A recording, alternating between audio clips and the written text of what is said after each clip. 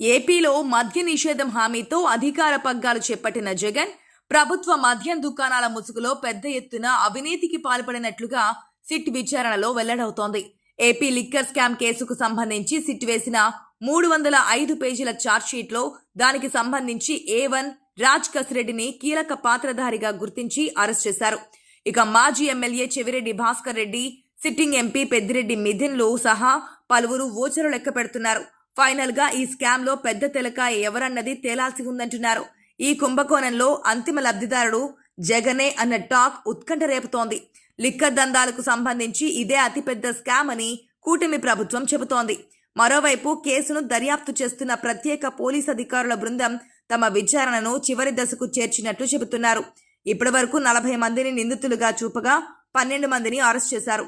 ఇందులో YCP MP మాజీ CM Jaganmohan రెడ్డికి అత్యంత సన్నిహితుడు పెద్దిరెడ్డి మిథున్ రెడ్డి, జగన్ కోట్రీలోని మాజీ ఎమ్మెల్యే చెవిరెడ్డి భాస్కర్ రెడ్డి అరెస్టుతో కేసు విచారణ క్లైమాక్స్ కు చేరిందని భావిస్తున్నారు. ఇక మిగిలింది అంతిమ లబ్ధిదారులు ఎవరో తేల్చడమేనన్న అభిప్రాయం వ్యక్తమవుతోంది. ఇక ఈ కేసులో విచారణకు రావాలని వైసీపీ హయాంలో ఎక్సైజ్ శాఖ నిర్వహించిన మాజీ డిప్యూటీ సీఎం నారాయణస్వామికి తాజాగా సిట్ నోటీసులు జారీ చేసింది. అయితే అనారోగ్య కారణాలు చూపుతూ సిట్ కార్యాలయానికి విచారణకు హాజరు కాలేదు. దాంతో తిరుమలలోని నారాయణస్వామి నివాసానికి సిట్ అధికారులు ఒక ఇన్స్పెక్టర్ని పంపి వీడియో కాల్ ద్వారా ఆయన్ను విచారించారు. దాదాపు 20 నిమిషాల పాటు ఆయన్ను ప్రశ్నించారు. సిట్ విచారణలో మాజీ మంత్రి నారాయణస్వామి ప్రభుత్వ దుకాణాలు తీసుకొస్తూ మద్యం వినియోగం తగ్గుతుందని, ప్రజలను మద్యం నుంచి దూరం చేయవచ్చని తనకు చెప్పారని వెల్లడించారు. అంతకుమించి నూతన మద్యం విధానం గురించి నాతో ఏమీ చర్చించలేదని, కొత్త మద్యం పాలసీని అడ్డం పెట్టుకుని దోపిడీ జరిగినట్లు తన దృష్టికి ఎన్నడూ రాలేదని అధికారులకు చెప్పారంట. రాజ్ కసిరెడ్డి ఎవరో కూడా తనకు తెలియదన్న నారాయణస్వామి సిట్ అధికారులు అడిగిన ఏ ఒక్క ప్రశ్నకు సరైన సమాధానాలు చెప్పలేదట. మరోవైపు సిట్ దాఖలు చేసిన ఛార్జ్షీట్లో మరో ఎమ్మెల్యే ప్రస్తావన రావడం చర్చనీయాంశంగా మారింది. నెల్లూరు జిల్లా కావలి మాజీ ఎమ్మెల్యే రామ్రెడ్డి ప్రతాప్ రెడ్డి పేరును సిట్ ఛార్జ్షీట్లో పేర్కొనడంతో వైసీపీ శ్రేణులు ఉలిక్కి పడుతున్నాయి. ఎన్నికల టైంలో ప్రతాప్ రెడ్డికి లిక్కర్ స్కామ్ నిధులు అందాయని సిట్ పేర్కొనడంతో లిక్కర్ స్కామ్ లో కావలి మాజీ ఎమ్మెల్యే ప్రతాప్ రెడ్డి కీలకంగా మారినట్లు అయింది. ప్రతాప్ రెడ్డి పేరును ప్రత్యేకంగా ప్రస్తావించిన సిట్ ఛార్జ్షీట్లో 237, 288, 289 పేజీల్లో ఆయన పాత్రని పేర్కొంది. ఎన్నికల కోసం ఒక్కో ట్రిప్లో 8 నుంచి 12 కోట్లను కావలికి చెవిరెడ్డి భాస్కర్ రెడ్డి పంపించారని సిట్ పేర్కొంది.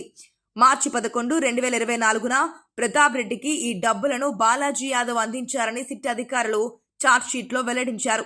మార్చి 11 ఉదయం 7 గంటల తర్వాత బాలాజీ యాదవ్ కు ప్రతాప్ రెడ్డి 3 సార్లు కాల్ చేసినట్లు కాల్ డేటాతో వెల్లడైందని స్పష్టం చేశారు.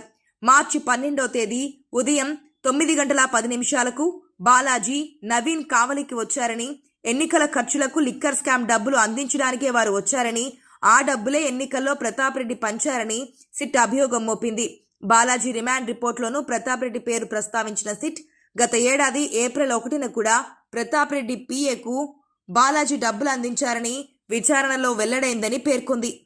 మొత్తం మీద ఎన్నికల్లో నగదు పంపకాల కోసం వైసీపీ నేతలు లిక్కర్ స్కామ్లో వెనకేసిన నిధుల నుంచి 200 కోట్ల రూపాయల మేర వినియోగించినట్లుగా సిట్ గుర్తించిందిట. ఇందుకోసం హైదరాబాద్, తాడేపల్లిలో కొన్ని రహస్య డెన్లు ఏర్పాటు చేసినట్లు విచారణ అధికారులు చెప్తున్నారు.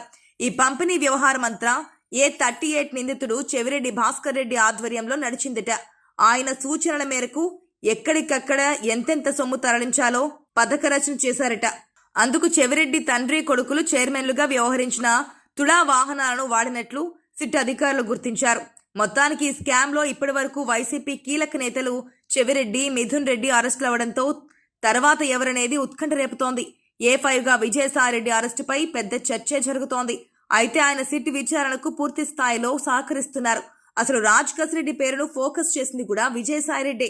సాయిరెడ్డి సిట్ ముందు ఎప్పుడు విచారణకు పిలిచినా హాజరవుతున్నారు. వైసీపీ నుంచి బయటకు వచ్చిన ఆయన అప్రూవర్గా మారడానికి సిద్ధంగా ఉన్నారన్న టాక్ వినిపిస్తోంది. ఆ క్రమంలో ప్రస్తుత ఎక్సైజ్ శాఖ మంత్రి కొల్లు రవీంద్ర అంటున్న తర్వాతి బిగ్ వికెట్ ఎవరనేది సస్పెన్స్ గా తయారైంది.